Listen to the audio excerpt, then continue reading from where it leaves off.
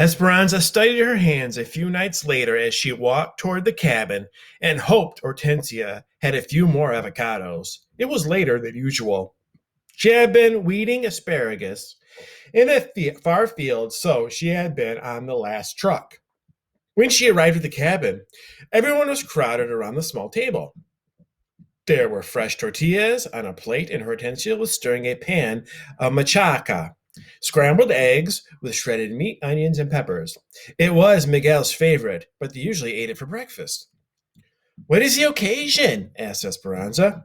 "I got a job in the machine shop at the railroad." "Oh, Miguel, that's good news." "So many railroad workers have joined the strikers. I know it might be temporary, but if I do a good job, maybe they'll keep me." "That is right," said Alfonso. "You do good work. They will see it. They will keep you." Esperanza sat down and listened to Miguel tell the others about the job, but she wasn't hearing his words. She was seeing his eyes dancing like Papa's when he used to talk about the land. She watched Miguel's animated face, thinking that at last his dream was coming true. Marta was right. The strikers were more organized than ever. They handed out flyers in front of every store. They painted the sides of old barns with their slogans and held big meetings at the farm. For those who continued to work, there were still jobs, but Esperanza could hear the tightness and worry in her neighbors' voices. She worried, too, about what would happen if she didn't have a job. Asparagus would be a long season, sometimes up to 10 weeks. But it had to be picked before the high temperatures touched the valley in June.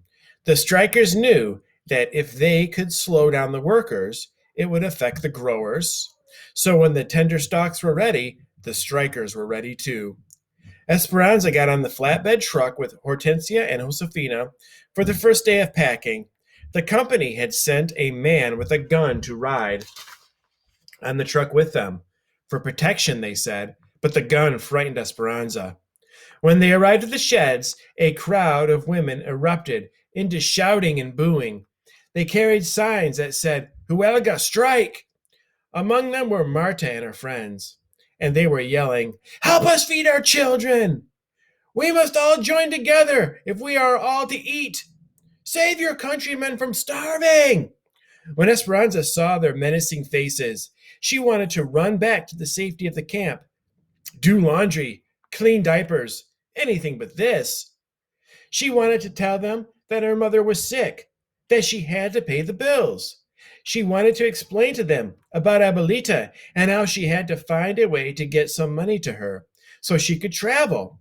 Then maybe they'd understand why she needed her job. She wanted to tell them that she did not want anyone's children to starve, but she knew it would not matter. The strikers only listened if you agreed with them. She reached for Hortensia's hand and pulled her close. Josefina marched toward the shed, looking straight ahead. Hortensia and Esperanza stayed close behind, never letting go of each other.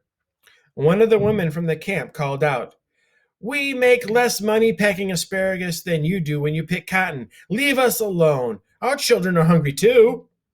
When the guard wasn't looking, one of the strikers picked up a rock and threw it at the woman, barely missing her head, and the workers all hurried toward the shed. The strikers stayed near the road, but Esperanza's heart was still beating wildly as she and the women took their places to pack the asparagus. All day, as she sorted and bundled the delicate spears, she heard their chanting and their threats. That night at dinner, Alfonso and Juan told how they had had the same problems in the fields. Strikers waited for them, and they had to cross picket lines to get to work. Once in the fields, they were safe, protected by guards the company had sent. But the lugs of asparagus that were sent back to the sheds had to be taken across the picket lines, and the strikers often slipped surprises beneath the harvest. The strike continued for days. One afternoon, as Josefina took a handful of asparagus from a crate, a large rat jumped out at her. A few days later, Esperanza heard a terrible scream from one of the women, and several withering gopher snakes slithered out of a crate. They found razor blades and shards of glass in the field bins. And the women, usually efficient and quick to unpack the asparagus, slowed down and were hesitant to grab the vegetables from their boxes. When several of them heard a rattling from beneath a pile of stalks, the supervisors took the entire crate out to the yard, dumped it, and found an angry rattlesnake inside. It was a miracle that no one was bitten by that snake, said Hortensia that night at dinner. They were all gathered in one cabin, eating caldo de albondigas, meatball soup. Did you see it? Asked Isabel. Yes, said Esperanza. We all saw it. It was frightening, but the supervisor cut its head off with the hoe. Isabel cringed. Can't they do anything to the strikers? Asked Hortensia. It's a free country, said Miguel. Besides, the strikers are careful. As long as they stay near the road, and the guards don't actually see them do anything aggressive, then no, there's not much anyone can do. It's the same at the railroad. I pass the picket lines every day and listen to the yelling and the insults. It's the yelling all day long that bothers me, said Hortensia. Remember, do not respond to them, said Alfonso. Things will get better. Papa, said Miguel, things will get worse. Have you seen the cars and trucks coming through the pass in the mountains? Every day, more and more people. Some of them say they will pick cotton for 5 and 6 cents a pound and will pick produce for less. People cannot survive on such low wages. Where will it end? Said Josefina. Everyone will starve if people work for less and less money.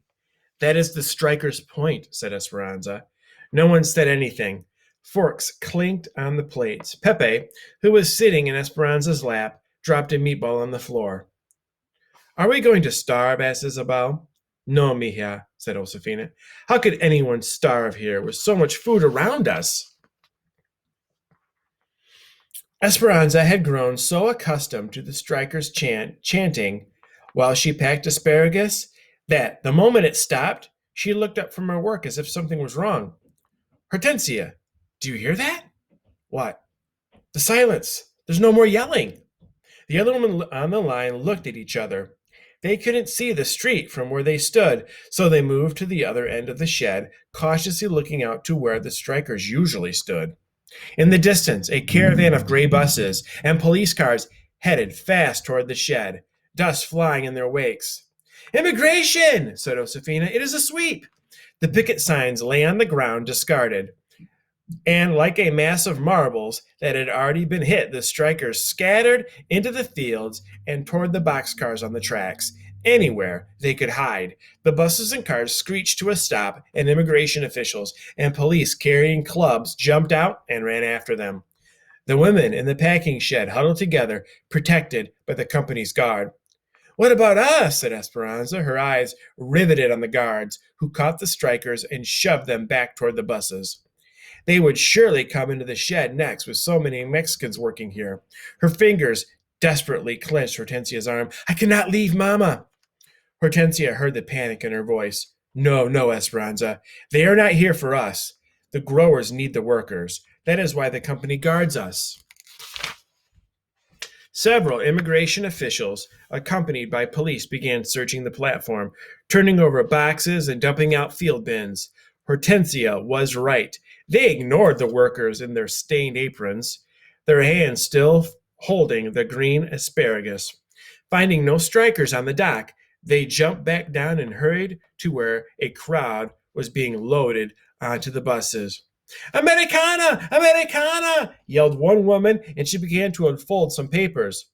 One of the officials took the papers from her hand and tore them into pieces. Get on the bus, he ordered. What will they do with them? Asked Esperanza. They will take them to Los Angeles and put them on the train to El Paso, Texas, and then to Mexico, said Josefina. But some of them are citizens, said Esperanza.